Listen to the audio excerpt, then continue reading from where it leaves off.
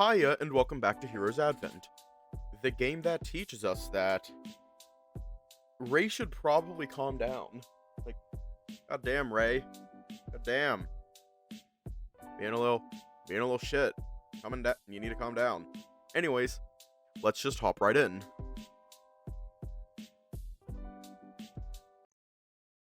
As Cody got to prepare the catches of the day for dinner, Max and Ray got into their typical heated discussion on who'd won the bet.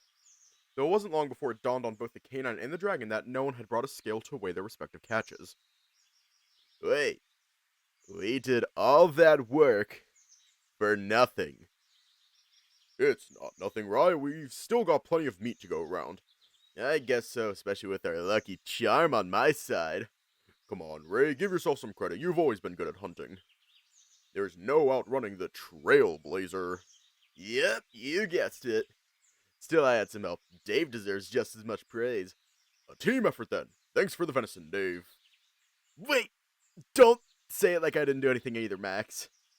The husky had a hearty laugh at Ray's expense, giving you a congratulatory head pat.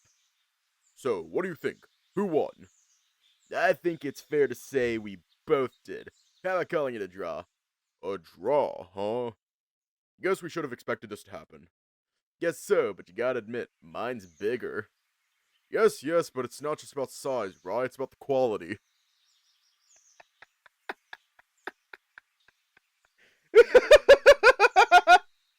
Damn it. Sure, keep telling yourself that, bud. You and Ray sat by the fire with Cody as he worked around the cooking station. I don't think it was accidental. Okay, all done with the ice crates. Thanks, Max. You're welcome. Well, I think I'm heading out to the lake to wash up. You two want to join? Yeah, great call. I can help you wash all those hard-to-reach places if you want. I don't think that's necessary, Rye. But of course. Well, coming with Dave? Me? Yes, are you not coming, Dave? We need to wash up. Can't just have dinner like this, right? Yep, agreed. Besides, I don't mind if we're going for a twofer here. I guess so. So what will it be, Dave?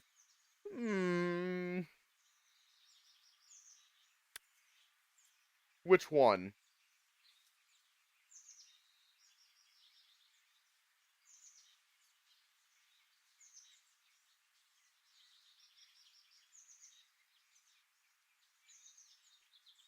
Yes! A bath actually sounds really nice right now. Yes! Awesome! Don't take too long, guys. Dinner should be ready in a bit. We need to wash the sin away. All the sin. Alright, the lake isn't that far from here. We'll be back in 2 flicks of a tail. Three of you headed back the way you came, towards the log bridge, before taking a left to follow the river upstream. I'm just going to go ahead and pull up the sensor. The sensory. Before you knew it, the forest opened up to another clearing around a pristine lake. With it being this close to the Akai, you wondered if it was the water that feeds the Akai, or if it was the Akai that kept the lake this clear.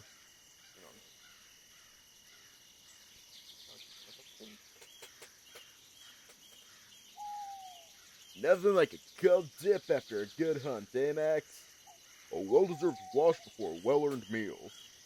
You shed your top off, holding it to one side so it wouldn't get wet.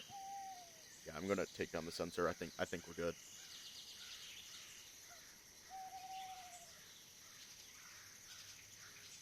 Three of you knelt along the shallows of the lake, taking handfuls of the clear water to wash off the blood, sweat, and dirt that clung to your bodies. I'm surprised you two even managed to catch that thing. Oh yeah, impressive, ain't it? Now you can't keep looking down on me for being rusty anymore. I suppose not. I just didn't expect this to be a team effort, especially coming from you. Huh? What's that supposed to mean? Nothing against you, Rye, or you, Dave. But ever since the team disbanded, I've never seen you stick with someone this long. Max? Whatever you mean to say. Don't. Ray's tone lowered in warning, though the husky just kept going. Well, I mean, even with Finn or Alex, you never stuck to them as hard as you do with Dave. Max! Max turns to you, first sopping wet as he extended a hand to you. You've both come a long way to making a team again, and for that, I'm proud of you both. Oh! You meant that. Well, yeah, Ray and I have gotten better at working together. Yup, I can tell. We can still make a hero out of you yet, Dave. Max had a hearty laugh as he casually went back to washing himself. Ray turned his back on you as you followed suit. And I thought he was going to make a comment on us being a couple. Ray muttered to you, clearly flustered from what Max said. You grabbed the washcloth Max gave you and reached up to wash Ray's back. He seems startled at first, but quickly leans into it, relaxing under your ministrations. Thanks, son. You're welcome. Stripping down to the nude, the three of you finished washing off on the shore using some aromatic grass that grew nearby.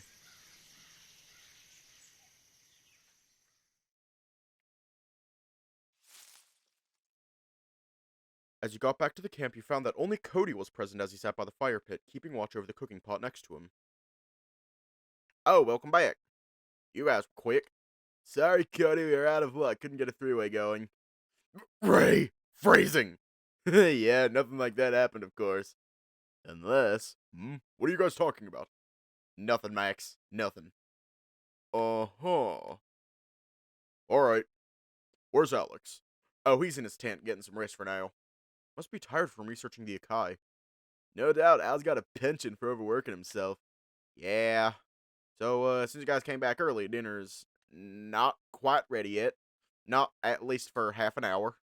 Oh, well, no harm done. Just a little more time to kill before then. Yeah, Al will probably wake up by then anyway. Well, I should probably go for a little snooze in the meantime. Oh, hiya. Alright, just don't show up late. I can't save any food for you if you overslept, right? I thought I'd at least get to feast on leftovers or something. But yeah, no worries, I'll see you guys in a bit. See you, Ray. Ray then excused himself to go to his tent for the time being. You sat with Cody for a bit longer before retreating to your tent as well.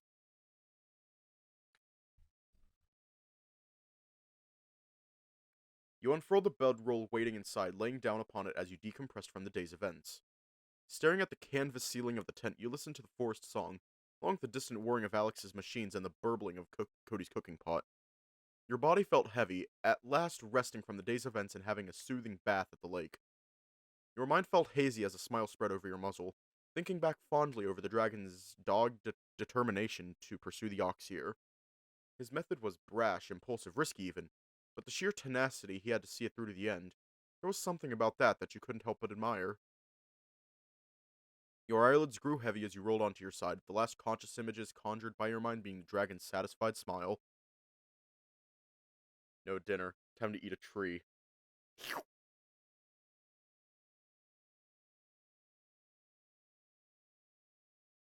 After a while, you awoke as Ray went by, calling you to join everyone for dinner.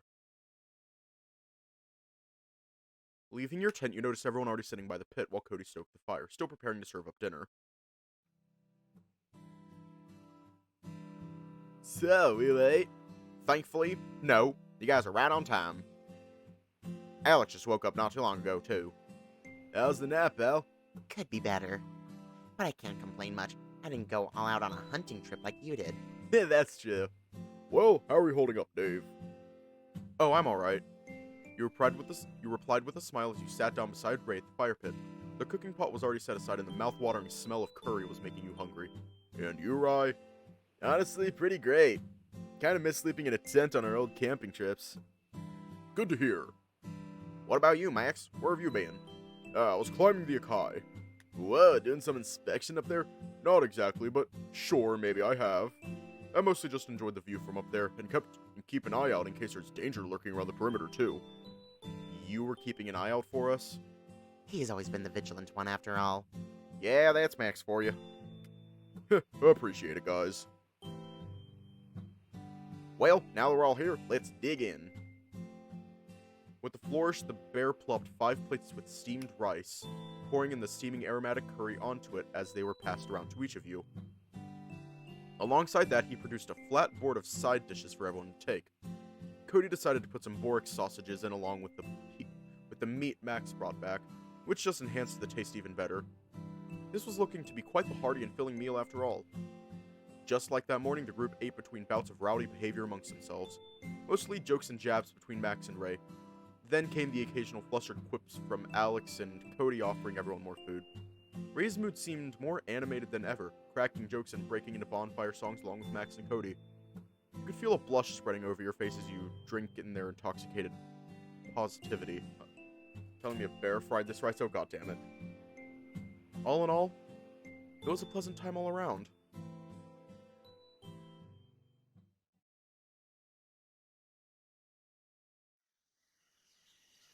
Oh god, is Max going to turn into a fucking Jun Kobayashi? Is he going to turn into is he going to turn into Jun Kobayashi?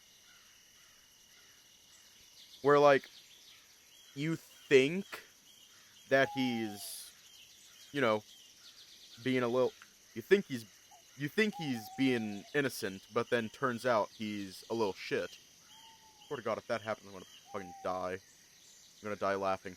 Most of the food was thankfully finished off by the time you all were done. Alex was the first to retreat to his tent once again, while Cody was busy washing out the plates, cutlery, and pans with the water he'd collected earlier in the day. The three of you were still resting by the fire when the Malamute stood up all of a sudden. Well, I should get going. You're taking first watch? Yup. Sure you don't want me to come with? Max cast a look to you for a brief moment before addressing Ray again. I'm sure you worked hard today. Get some rest. You too, Dave. Good hustle out there. Thanks, Max. Reckon you'd actually trade shifts with me, Dave? Dragon gave you a forced smile, a mutual concern for Max's typical behavior. I'm late because they're their guest in the house. My sister and her dog. All the family of my dog. All adorable doggies. Yes. Dragon gave you a forced smile, a mutual concern for Max's typical behavior. You nudged him in the shoulder with a nervous smile of your own. Don't think too much of it, Ray. Come on, Ray. Max trusted you. Have some faith in him. Yeah, fair enough. You make a good point. Guess I got no choice but to give him the benefit of the doubt. That said, we should probably head to bed sooner than later if we're to stay well rested. Good call. Ray seemed to lean over to kiss you on the head. You also leaned your head in, happy to oblige as he added an extra nuzzle to the act. Good night, Dave, and you too, Cody. Don't stay up too late. Sleep well, Ray. You're not heading to bed yet, Cody? In a bit, maybe. The bear half nodded, more focused on the delicate process of handling the hot coals. You sat back and enjoyed the warmth of the fire pit for a bit longer, before bidding Cody good night as you retreated to your tent. Entering your tent, you found it a good deal smaller on the inside than when you were here last. Ray? Let me make sure I got NSFW shit off. Yes. Still. Ray? Oh, hey, babe. Okay. Made myself at home, hope you don't mind. The dragon laid lazily on his own bedroll, probably taken from his own tent and placed beside yours. His vest, daggers, and knapsack pressed against his side of the tent. Not at all, you said, removing your own top, folding it blindly before laying it next to your knapsack. Though you had already rested earlier, the padded cushion felt just as heavenly the moment your back hit it. Rowdy day that was, ain't it? Yeah, you can say that again.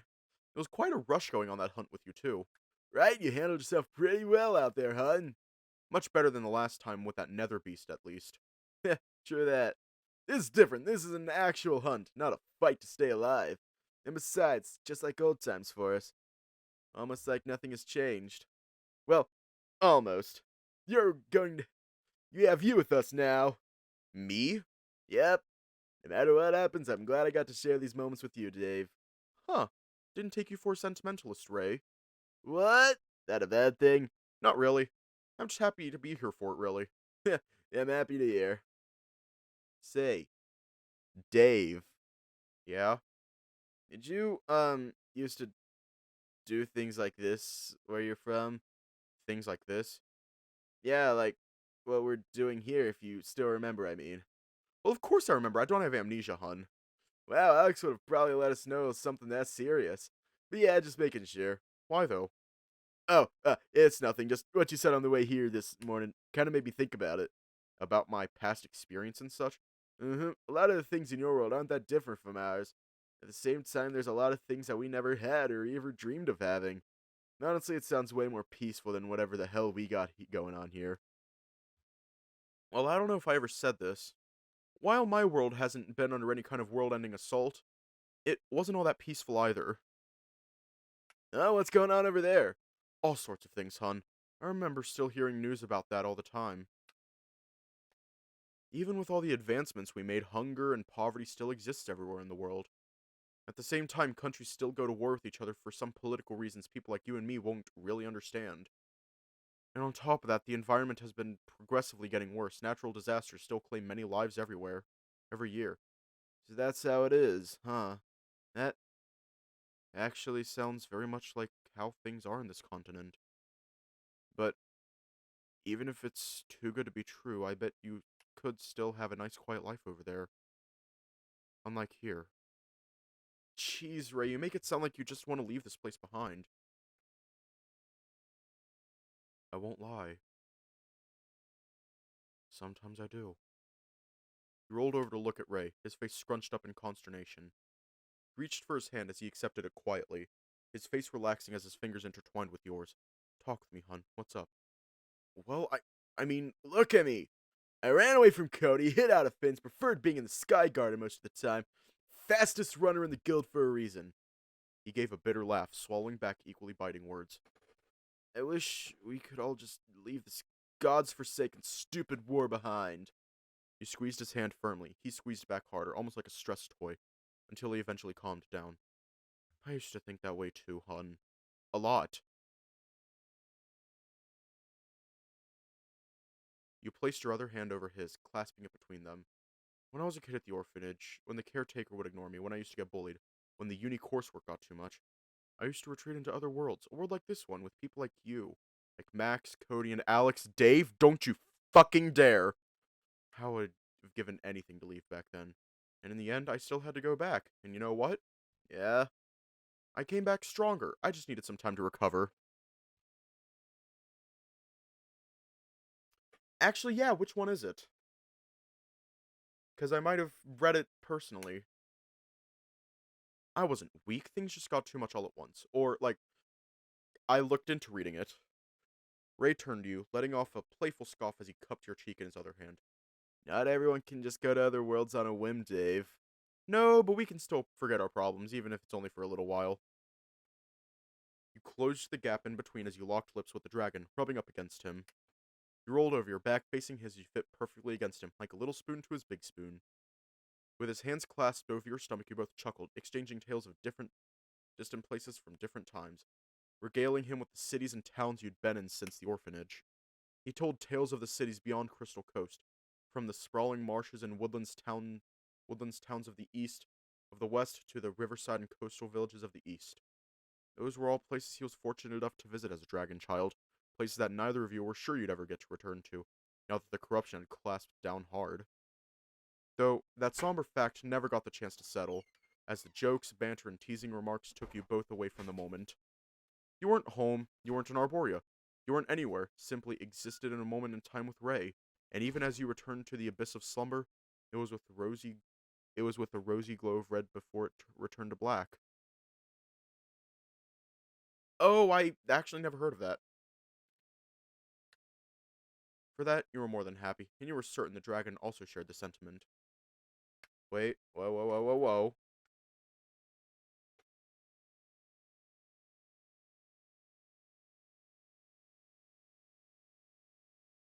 A fucking back. Called it.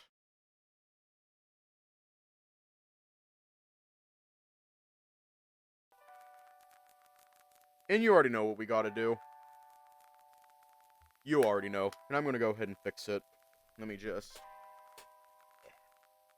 Headphones, please don't fail me now. On. There we go.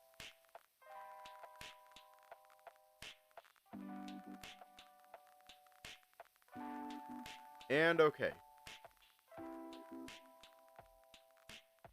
I know. Anyways, you already know what we gotta do. Time for Alex. Where is he? Here he is.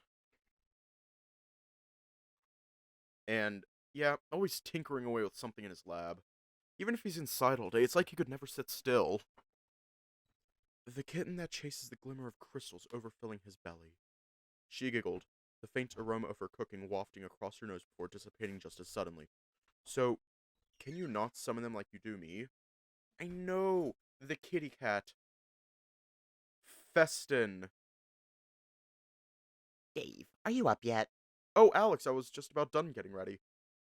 Good, good. Look, Max and I are loading my equipment into the carriage. Can you save us a spot at the canteen? Sure thing, I'll be down in a jiffy. Want me to order something for you guys too? I don't care what you get there, just do it! Come on, I saved a table for all of us. And just a seat for you, and a seat just for you. He patted on his lap, inviting you with open arms. That's all right, Ray. I'll just take a seat over here. He gave the dragon a sheepish smile as you sat opposite of him. All right, suit yourself. So, excited for the trip? A little nervous, actually. Had a dream last night that told me to be careful. A dream, huh? After what we witnessed there last time, I'd say that's a good idea. Ray. Yeah, it's all right, Dave. It's just whatever.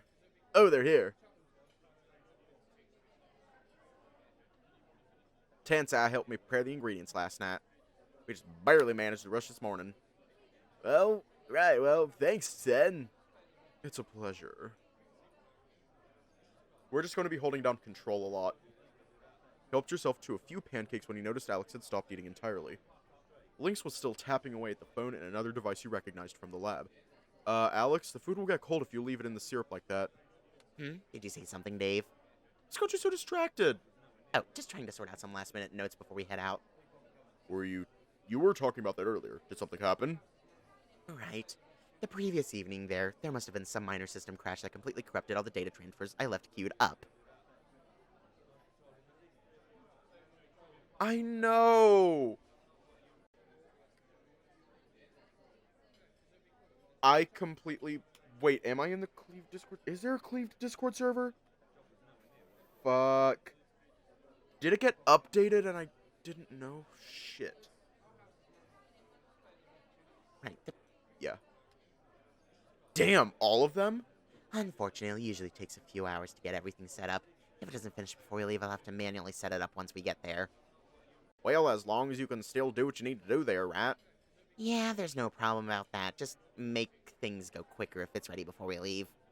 I'm surprised this happened, Alex. You're usually more careful about these things. Well, I decided to get a proper night's rest last night. That's why I left it queued up overnight. Thank you. That's great, Alex, and if it's going to take a while, why don't you eat for now? Yeah, Cody prepared this neat little meal for us, Al. Should at least savor with us. I suppose there's no harm in that. I'm mostly monitoring the transfers right now, making sure none of the queues fail again. That's the spirit. You'll love Cody's pancakes. It tastes as good as it looks. I mean, I've never been one to doubt the quality of his cooking. In that case, do you really need that much syrup on it? I think it tastes fine enough as is. That's just how I like my pancakes. Yeah, very typical of Al. Says the one who obsesses over Bork sausages. Wait, whoa. Very typical of Al. Says one who obsesses over Bork sausages. I'm sorry, but Max's eyes is shit. Ain't nothing bad about loving meat. Right, Max? Well, yeah, I agree. Meat is the best for any meal of the day. Wow. Wow, indeed. Once all of you cleaned your... I'm sorry, but... What? Darn fucking thing. I think I'll take the rear seat. Mind if I sit with you, Cody? Those eyes me... Oh. I guess fine, yeah. Hiya. Sweet, alright, let's go then. Well, I'll take the cabin. You coming with, Dave? Oh, sure. Everything looks good back here. Yeah, we got the rear. Ready when you are, Max. It's time to drink water. It's time to drink water. It's time to drink water. It's time to drink water. The ride was noticeably bumpier than the one from Elisa's cabin to the Crystal Coast. You gripped onto the leather seat as it shook about slightly. The hooves seemed unaffected, despite having their legs firmly on the ground. A lot of it's just holding down control.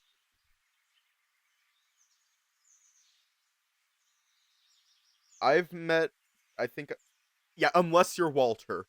Unless you're Walter. I'm sorry, but Walter? Fucking. Whoa. Stared up in awe at the towering tree that sprouted crystals from its bark and branches like fungus. Each crystal seemed to glow in a multicolored range the further up the tree you looked. You'll get used to the view. Yeah, we're just holding down control for the rest of the stream, I feel like. Dave, take these and follow me closely. As you approached, Alex passed you a rucksack full of stakes topped with a small polyhedron crystal mounted on a gyroscope. What are these? Stakes for my Harmony Trace network, something I developed based on the GC's blueprint. Put one here.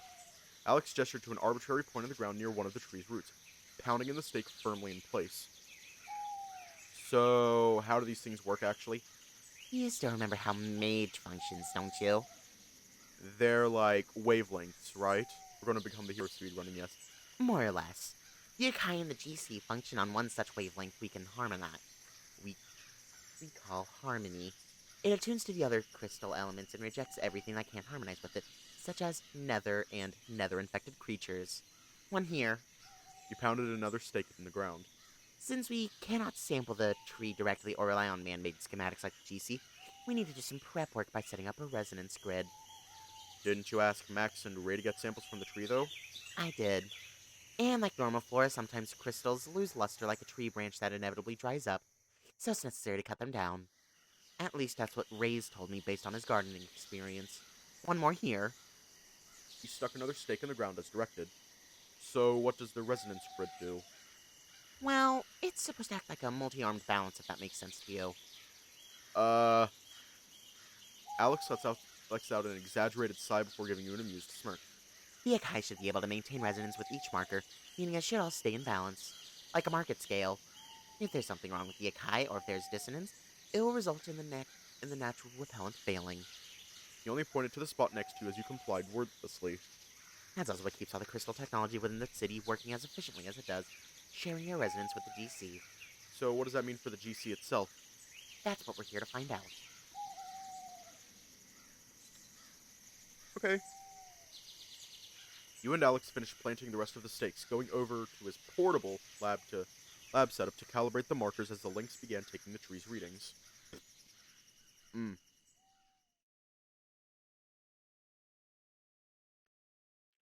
Lunch is ready, everyone. You heard Cody call out from the campsite.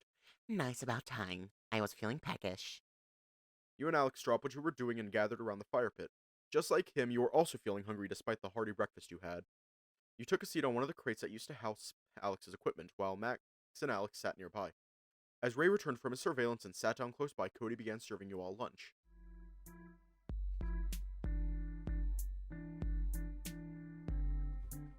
Now, are we going to eat the gruel or eat the snack? Ah! That is a little high, the levels.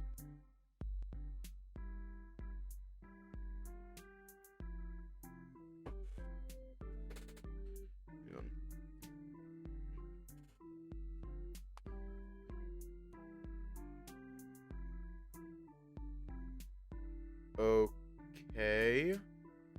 Yeah, we're gonna eat the gruel, but let me see what you're talking about.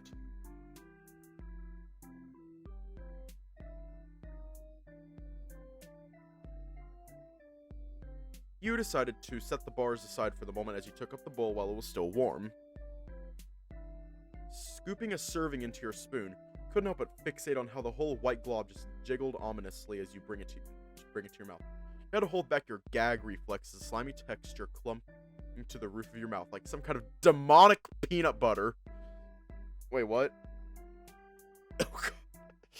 Demonic peanut butter. Yes. Oh, hell yeah. That's cool. Demonic No. We're having demonic peanut butter for lunch. You'd have spat it out if it didn't taste fantastic. What?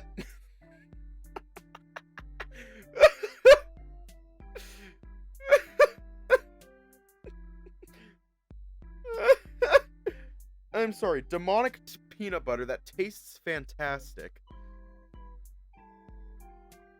Beautiful. Truly a work of art. Took another spoonful after a moment, this time around realizing that it didn't have any particular smell. The taste was somewhere between sweet, savory, and salty. This is actually really good. What is this? It's an instant soup mix that Alex helped me develop. It's mineral CX257. It's used as a meal preservative for long distance travels. You sprinkle it over any food to dehydrate it and then stew it to rehydrate. It keeps for days outside of refrigeration. The only issue is that the texture gets mangled. They still taste the same as the original dish with all the same nutrients. Same great taste, none of the joy.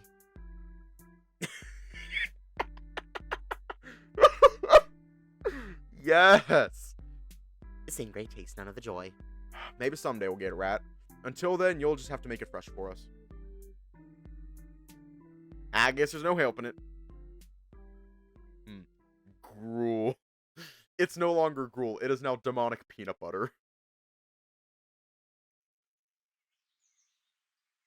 He stayed behind watching Max and Ray depart together for the woods, bickering and bantering as they crossed the tree line out of sight. Those two never changed, did they? Not one bit. Still as boneheaded as ever. I'm heading back to the tree to keep track of the crystal readouts. Call me if anything comes up, Cody. The same to you, Alex. If you think something's off, come get me right away. Do you need my help, Alex? You asked, following shortly behind Alex, leaving Cody to stoke the embers of the fire pit, trying to figure out his cooking ware. Nothing too taxing this time, Dave. I still need to finish calibrating the machine. As I said during breakfast, I didn't get all the data sets I needed, so the rest will have to be aligned manually. Though it would help to have you nearby should I need anything as usual. Sure thing. I won't leave your side. Right. Take up that pad there and be ready to take notes as I tell you. He stuck by the lynx's side as he manually turned the crystal before tightening them on each stake. You notice how not every one of these crystals are left in the same rotation compared to the others. So, what are you doing there exactly? Calibrating the receptors for the network. He spoke flatly as if it were self-explanatory. What do the crystals actually do? You remember that crystals require a particular cut and polish for specific uses, correct? Right. Magic catalysts and industrial grade crystals need to be cut to the right size, shape, and polish for them to do their function.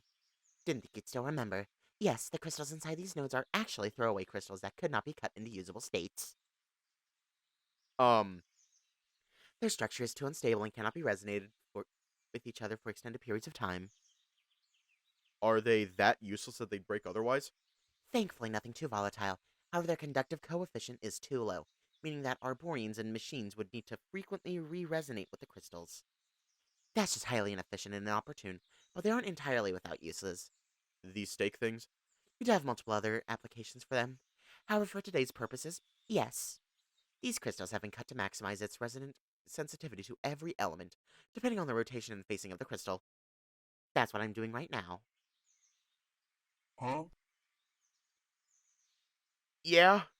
So it's like shitty Wi-Fi. Right? No. It's not shitty Wi-Fi. It's school Wi-Fi. As he finished with one node, Alex recited a series of information you couldn't understand aside from jotting it down word for word in the datapad. The interface was somewhat similar to the one Alex had designed for the phone. The rest of it was marginally alien to you still. Thankfully, with all the time you'd spent in the lab gave you just enough experience to draw upon how to use it.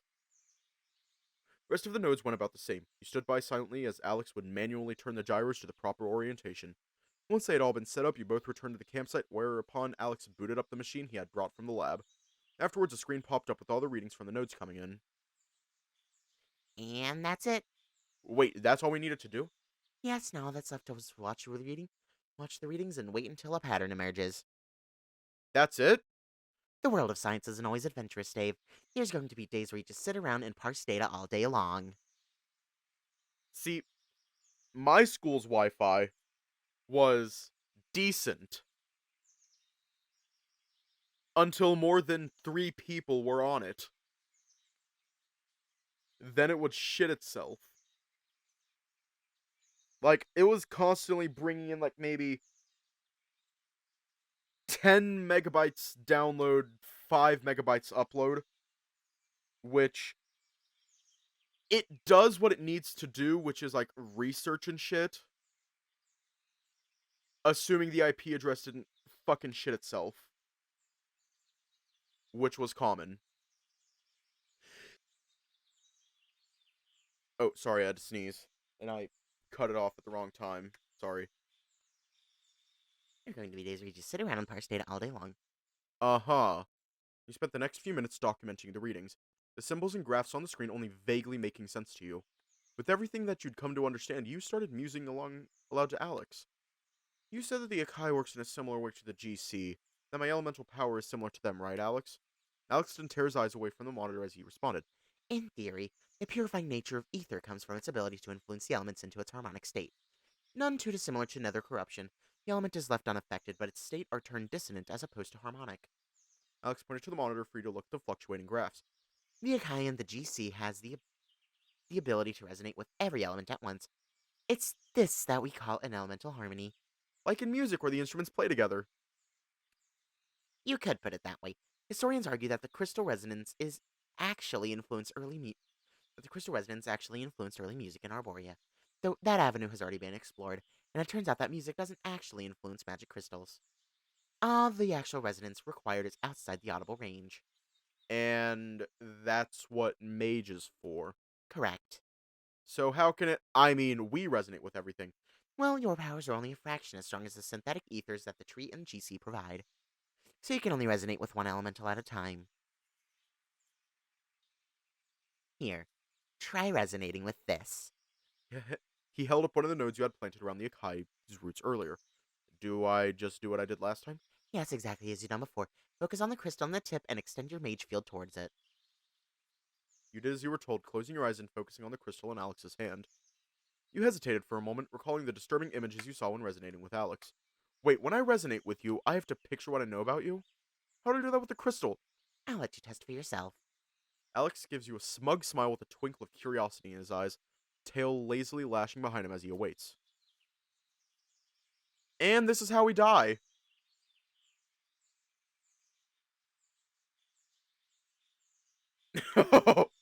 Is it even a fucking choice?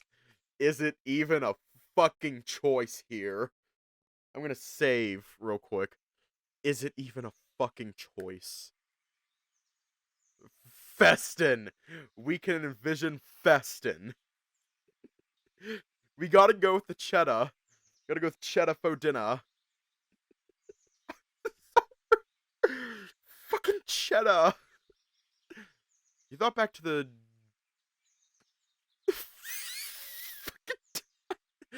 You thought back to the diminutive lab assistant, his chipper attitude, and peculiar verbal tics. Once again, you began feeling the mage extending from your body to reach out to the crystal. Hear the gyroscope spin lightly as you maintain your focus, hearing the small lab warder's voice for a moment. You did great, Dave, sir! Festin? Festin? Festin? What about him?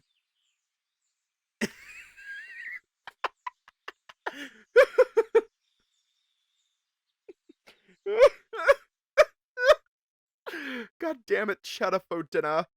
Alright. Let's see what Alex does. I think we obviously have to go with the thing. Despite the mental scar left from the prior incident, you tried envisioning Alex again. You began thinking back through everything you've come to learn about him. Your first meeting, the days and nights in the lab, his insatiable curiosity, his deep-seated scars. Oh, hiya. It's been a minute. It's been a hot minute. Good to see ya. Deep-seated scars. Before your mind's eye, the image of Alex blossomed in phantasmagoria, his serious visage marred with sadness. You could see the bauble spinning beneath the dome for a moment before coming to a stop. That's enough, Dave. You can open your eyes.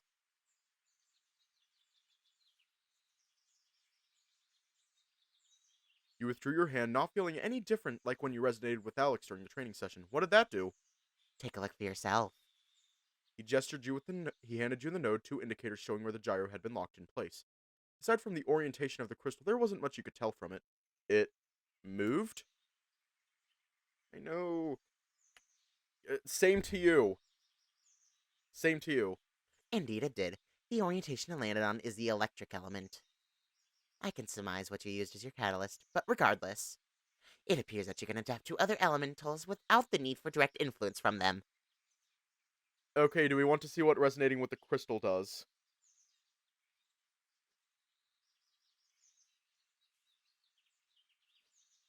Festin with his Cheetafodina. Are we going to explode? Kind of hope we explode. Just dead. You took one last look at the crystal before closing your eyes, envisioning it in your mind's eyes. Pushing aside any other thought, you kept the crystal within view as you extended your arm out to it. You hear the crystals turning quietly within the dome as the image in your mind changed in turn. In the absence of conversation, you started becoming aware of your surroundings. The slow hum from the equipment, the light crackling of the fire pit, the rustling trees in the distance, Alex's steady breaths. Try to push those away from your mind as well as the images that could begin to pollute your thoughts. When you brought the crystal back into view, you no longer remember what it looked like. The glass sphere spun around shapelessly. You racked your brain for the memory of the crystal. A vague shape starts to form in your vision as you reach out to it. That should be enough. You can open your eyes, Dave.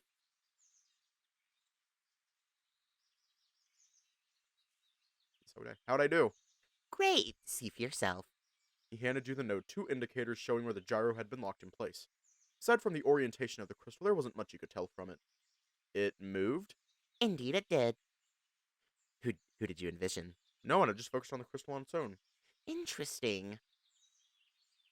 It did behave strangely for a while before settling on the electro indicator, although I do have a theory as to why that may be. Yeah?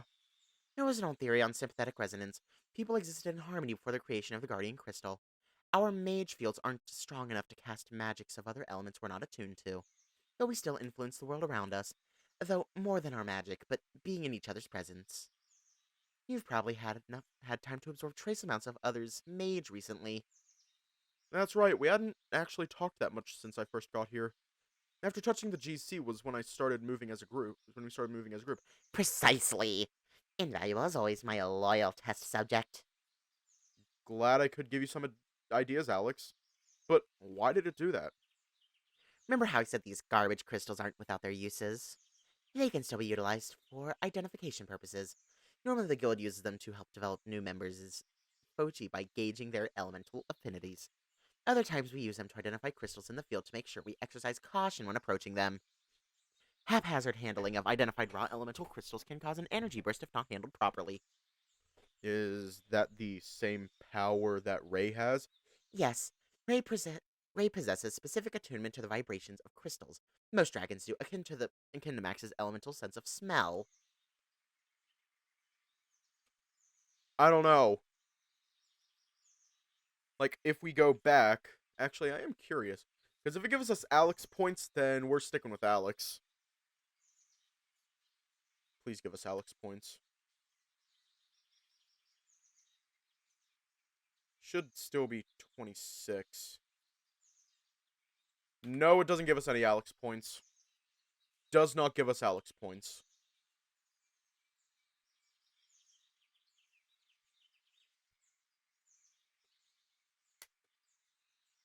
For our purposes here, they transmit at what rate the Akai is harmonizing with each crystal calibrated to a different element. But we put down more than 4 stakes. There are more than 4 elements. You thought that we made up the core base of elements? I don't have a lot to go off of. Fair enough, yes, aside from earth, ice, lightning, and fire, there are 3 other elements. Will the other 3 be? It would be water, wind, and love. It's the power of love.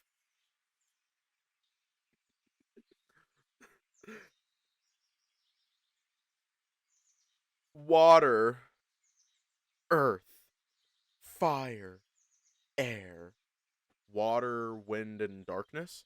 Darkness, huh? That would be interesting if we had power over darkness itself.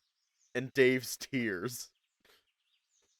But no, it's actually quite the opposite, as in light itself. Fuck. Light? How can you manipulate light?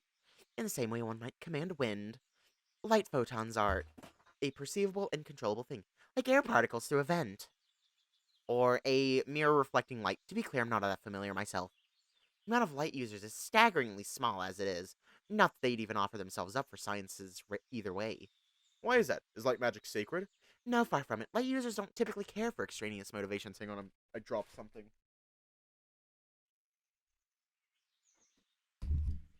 Whenever I'm live, I fidget with something, and I dropped what I'm fidgeting with. Don't typically care for extraneous motivations. Because of their personality affinity? Yeah, they don't seem too interested in offering their powers whole cloth. Ah, shoot, let's get back to work. I'll take twice as long to get these readings into usable data if I let backlog like this. Oh, you're right. You both returned to watching and documenting the graphs, highlighting particular spikes and abnormal readings. Alex occasionally rounding the tree to ensure that the crystals remained properly calibrated, interspersed with the typical musings you'd have in the lab. Aside from the change in scenery, it was a comforting familiarity. This is how we die. We're gonna die. We're all gonna die. This is how we die. Ah! Death. Oh, Dave, we're back. Right on time. I was starting to feel hungry. Will it be alright to leave it running by itself? It should be fine. With your help, we've managed to keep the backlog to a minimum. Alex made his way back to the fire pit where Cody greeted Max and Ray, taking the large carcasses from them. God damn! Whoa, that's a lot of meat. You covered your mouth as soon as you realized what you said in front of Pooh. Oh, fellow meat lover after all, Dave? There's more meat where it comes from if you want some. Death ain't shit. We got the spirit bomb on our side, we do. Wait, you caught something else, Rye? Are you hiding it? Pull it out and show us.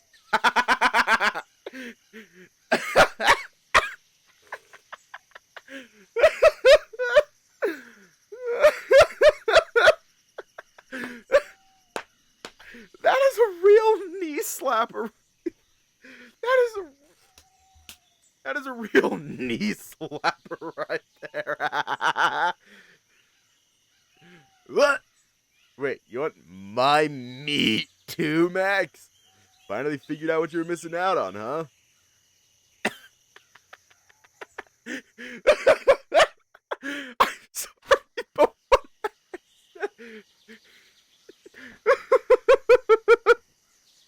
sorry, just what Max said fucking killed me. Cody walked up to Ray, taking the deer-like carcass from his hands. Unbelievable, Rah. Even in front of the dead, you can't be respectful. But Max, he said... We made a bet. Got a small game animal, that would have been the tiebreaker. Oh, so that's how it is. So close yet so far. You made a bet? Yup, loser gets first night watch. Whoever caught the biggest hunt wins. Looks of it, you both got a big one each. Big one each. Looks ain't everything. We need to weigh him. Did you bring a scale, Cody? Why would I do that? We only brought the essentials. I hadn't even thought of that. You both went through the trouble to make a bet and didn't even think this through. Hey, we got the meat though, right? That's all that matters. I agree. All that matters is we've got a lot of meat to last us a while. I'll say, we should have enough for dinner, breakfast, and some leftovers for the pantry. Can we count on you to take care of the rest of the carving, Cody? Leave it to me. You two should go wash off the blood and sweat. Can do. We won't be long. Stay alert. Ray and Max grabbed the small washcloth from the cart before heading back in the direction of the river you'd seen on the way here. You two should go wash up as well. Is that really necessary? I mean, seeing that you both having hard work, I don't see why not. Well, I mean, it might help. I don't know. Cody avoided eye contact with Alex, looking to you instead. Could you go and fetch me a jug of water anyway? Just from the stream down the way. Should be deep enough to get a filled. I'll need to wash off too once I'm done here. Oh, okay, sure thing, Cody. Thanks, Dave. I'll call everyone over once dinner's ready. Okay. I won't take long, Alex. I'll be right back. Just get going already. You started walking in the direction Max and Ray took, jug in hand. Path is well trodden, making it easy to find your way through the trees and underbrush back to the log bridge laid over a small river. Kneeling down, you dip the jug into the water, letting it fill to the brim once the air bubbles finish escaping. Setting aside the jug, you look down at your reflection, taking in your canine features again since that day at Elisa's. Cupping your hands into the water, you splash it over your fur, rubbing out what amount of gunk you can. Water was refreshing to feel, the day's fatigue finally catching up to you. Sitting down on the gravel shore, you watched the water flow under the bridge, lost in thought. Now that you had a better understanding of this world with Alex's help, you couldn't help but wonder about what he hadn't told you about. Crystals, magic energy, elements, resonance, harmony, nether, corruption. You shake your head, trying to put off the thoughts. Ignorance really is bliss. How does Alex handle all of this? Handle all of what? Alex! I didn't expect you to actually come with. I suppose I can't fault you for thinking that. But still, Cody insisted I come wash up, and to make sure you didn't wander off and get into trouble. Well, I was just sitting here. No way for me to get into trouble like that. Yes, well, you've certainly been a magnet for trouble recently. And with Ray's report of nether creatures in the forest, I wouldn't chance it. Did you not trust Ray's report about the Akai's defenses? Of course I do, but I still won't run that risk. Even science isn't so exact. Oh! Alex didn't let you dwell on the matter too long, taking off his uniform jacket, leaving only his tank top. Alex, what are you doing? I'm washing up. It's just a hassle to get my clothes wet. The lynx knelt next to the river beside you, cupping his hands and washing his face thoroughly. With how much water he was splashing around, it made sense now why he took off his uniform. Shaking off the excess, he stood up, inviting you to follow along. Wait, Alex, your uniform! Bring it with you. You scrambled to your feet, grabbing the jug while scooping up Alex's uniform in your other arm. Oh, damn it, Alex. What were you muttering to yourself back there? Just thinking about all this crystal resonance business. What about it? It started to really sink in everything you've told me about it. Makes me dizzy to think about it all. Was wondering how you managed to do all of this without getting mixed up. Mixed up? I guess since it's still all so new to you, it'll all make your head spin, doesn't it? You've essentially taken a crash course to crystal cosmology without any of the basics. Well, I mean, doesn't it get tiring to think about all this all the time? Do you even spend time doing anything else? Alex didn't respond, though as you made the rest of the way back to the campsite, he did seem to take your question to heart as contemplation crossed his features. Hang on, scooting in. You handed Cody the jug as he sealed one of the metal fridge boxes. Thanks, Dave. Dinner's still going to be a bit longer. Why don't both of you just rest until then? I think I'll get back to work. The longer we let the readings get, the more of a backlog we'll have to go through. God damn it, Alex. We really haven't changed at all. Cody sighed heavily, turning back to his cooking setup, washing his hands and blade before cutting up more of the carcasses. You excuse yourself from Cody, going back toward the area to the base of the Akai where Alex had wandered off to. Coming into view, you see that he's set his uniform aside, continuing his work in just his undershirt. Al, Huh? Oh, Dave, it's just you. were you expecting someone else? We should get back to work, Dave. We can catch back up before dinner if we... Actually, Alex, I was thinking maybe you should take a break. What for? We already took a break. That was a break for you? That wasn't even that much time. Look, Dave, this is the entire reason we came out here. We can't slack off.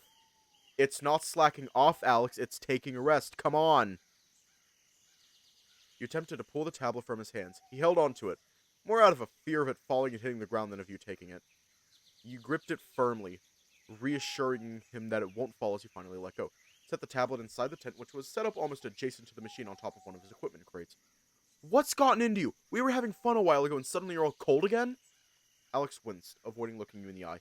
With a defeated sigh, Alex threw up his hands in resignation. All right, fine, I'll take a break. Lynx took a few steps away from his setup, only to grab the tablet and began tapping away again, while still sitting inside his tent. Seriously, Alex? You said I should take a break, and so I am.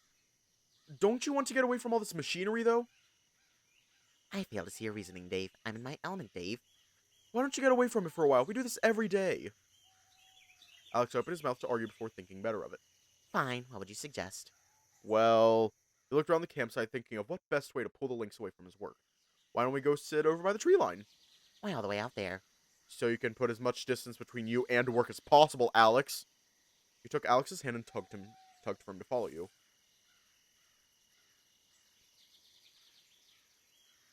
What for? What made you so insistent about this, Dave? Something I learned back in my world.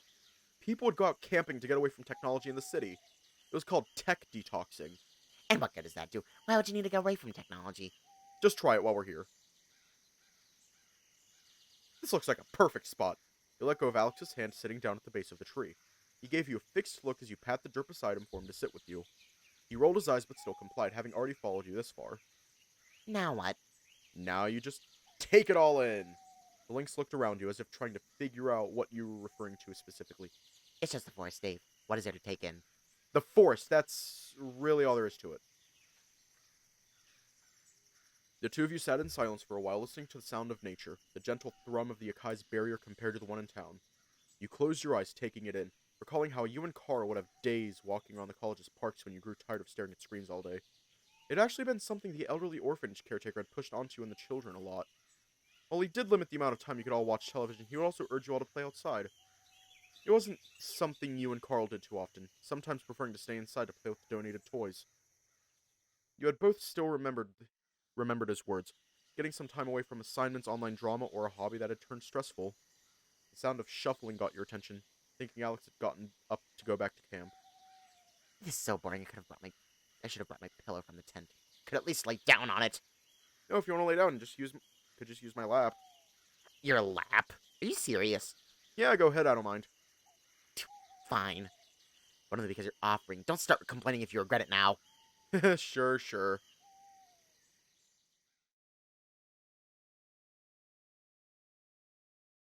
Oh, this is cute. Comfortable? It's acceptable, I guess. You let out a rueful laugh as you rest your palm over the side of his head. You're squishing my face, you know. And you can pull away, you know. No. That's what I thought. That seemed to settle the matter as Alex rested his head on your leg, his cheeks puffed up from what you could see. Returning to the quiet respite, you let your fingers idly ruffle through his fur, eliciting an annoyed grumble. You kept at it, the reluctant rousing turning into reluctant purring. Oh shit! There you go.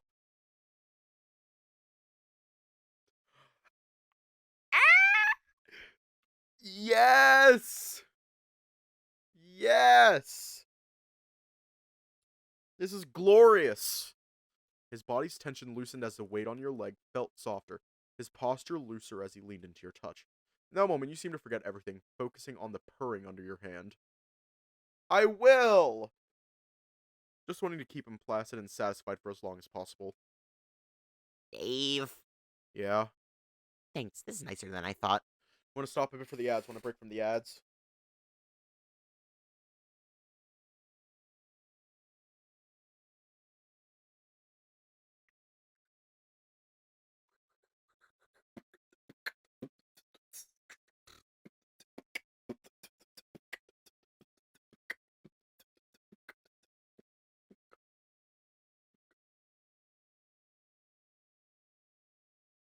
Thanks. This is nicer than I thought. Out of context, Dave ends up getting a boner and it pokes Alex's head nonstop. Anytime, Alex.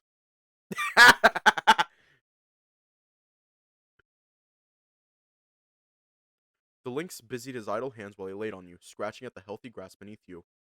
He tried to speak up about something before second-guessing himself and returning to his idle culling of the grass.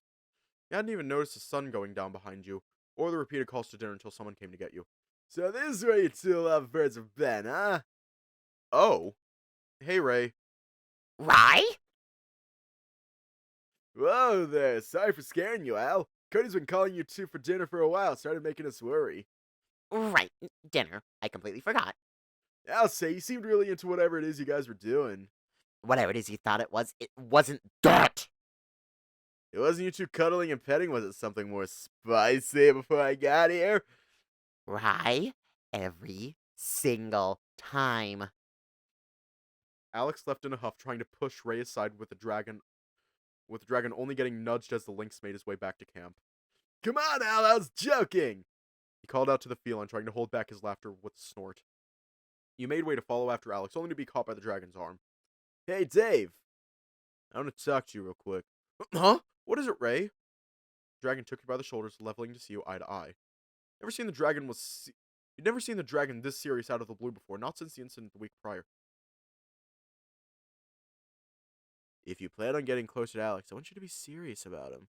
What? Ray dug his claws into your shoulders. Not enough to pierce your clothes, but enough to let you know how serious he was.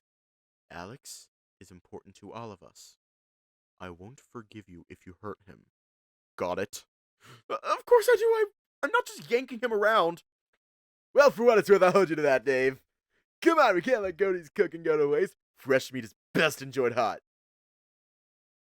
Right behind you, Ray! Sheesh, what was that all about? As you return to camp, you notice Max and Cody by the fire pit. The bear had a rather displeased look on his face. Blinks passed by the pit as he briefly retreated to his tent before joining by your side with his jacket back on. You're late! Sorry, Cody. Hiya. Welcome. Cody's been calling out for you both for a while now. Where have you guys been? We were just taking a break, didn't realize how much time's gone by. Yep, found him by the tree line a bit further away from camp. Oh, alright then, at least you didn't wander too far off. How are we holding up, Alex? Decent. I suppose Dave's idea of taking a break is not so bad after all. I can only do you... It can only do you well to call off from work, like I said. Sure to turn off the NSFW for the CG. Yeah, I did. I think. Yes. Well, now that we're all here, let's dig in. With a flourish, the bear plopped 5 plates with steamed rice, pouring in the steaming aromatic curry onto it as... Yeah, you've never had fish in curry before, yet Cody somehow made it work, which felt hard to believe for you given the variety of fishes Max and you brought back. The typical overpowering fishy stench you expected was not present at all. Instead, the fish meats were rendered tender and very flavorful in the curry. This was looking to be quite the hearty and filling meal after all. A lot of this week, I feel like we just skip. You took a seat next to Alex as you both watched along with Cody as Ray and Max regaled you with all the stories of their hunts. While Max detailed in full his strategies and movements, Ray was far more excited to embellish the foot race with his prey. You chimed in with your own jokes and commentary while Alex enjoyed his meal in silence. His enjoyment of it all only seen in the shadows of a smirk in the glow of the campfire. You could feel a blush spreading over your face as you drank in their intoxicating positivity. All in all, it was a pleasant time all around. It's getting late. I'll take first watch, Max. You don't have to, Rye. It was a tie. Yeah, but you always take first watch out of duty. Let me take care of this time. You go rest up. I'll come get you when I get tired. Alright, Rye. Stay safe out there. Sure will. Oh my god, thank you for the follow. Hiya, thank you for the follow. Sure will. But better come save my ass if something does happen. You just go to bed too. I'll take care of the fire and the leftovers. Alright, thanks, Cody. You can go ahead and sleep, Dave. You've done enough for today. I think I'll be pulling another all-nighter. Even here? If anything happens to that calibration device overnight, we might end up having to stay another night. Now, fucking... You're now in my walls?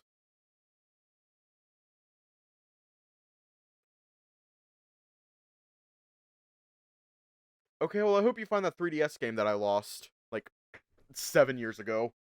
Hope you find it. Wish you luck. Pretty much. Don't worry, Dave. With that cat nap I had earlier, I feel pretty energized. I'll just make sure everything keeps running. If that's the case, I'll stay up and help you. That should make things easier for everyone in the long run. I'd appreciate that. My loyal test subject. Cody chuckled, hearing you both accord on staying up. I'll bring you both a pot of coffee before I head to bed then. Thanks, Cody. Shall we? We shall. You both made your way to the base of the Akai. Alex promptly put aside his uniform as he reached for his note and tablet again.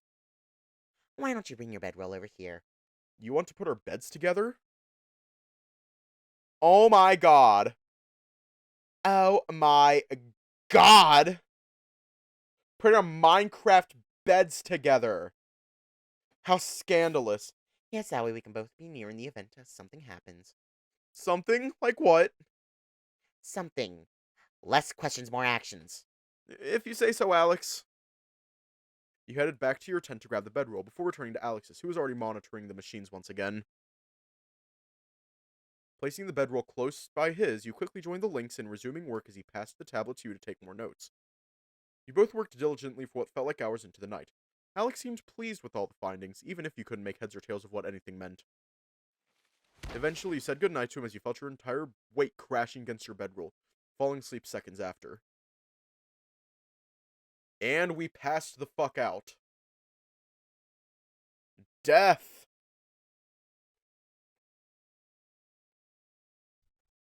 We died.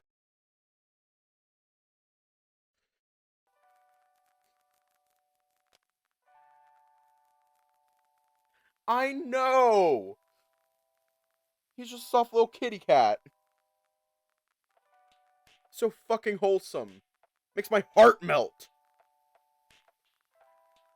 Ah!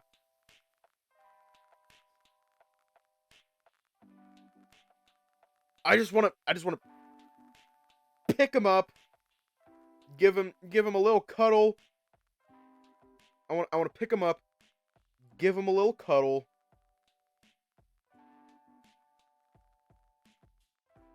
Oh my god, thank you for the gifted subs. Thank you for the gifted subs. My god. Thank you.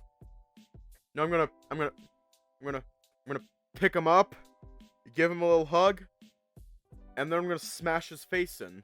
I'm gonna curb stomp him, toss him into a river with cinder blocks for shoes. It's called cute aggression. Wait, he is? It's... I love him, so I'm going to be aggressive. I just want to pick him up, hug him, and then give him a 1-2 combo. Hit him with the wombo. It's like, does anyone else just get the urge? Just do that. Sleep schedule's been wacky. Oh my god. Thank you. We love having you here. Even if in spirit. We love having you here. Well, anyways, I have shit that I need to get done that I've been putting off. Well, anyways, we love Alex. We'll always treasure him. Stay safe. Have a good night. And I will see you all tomorrow.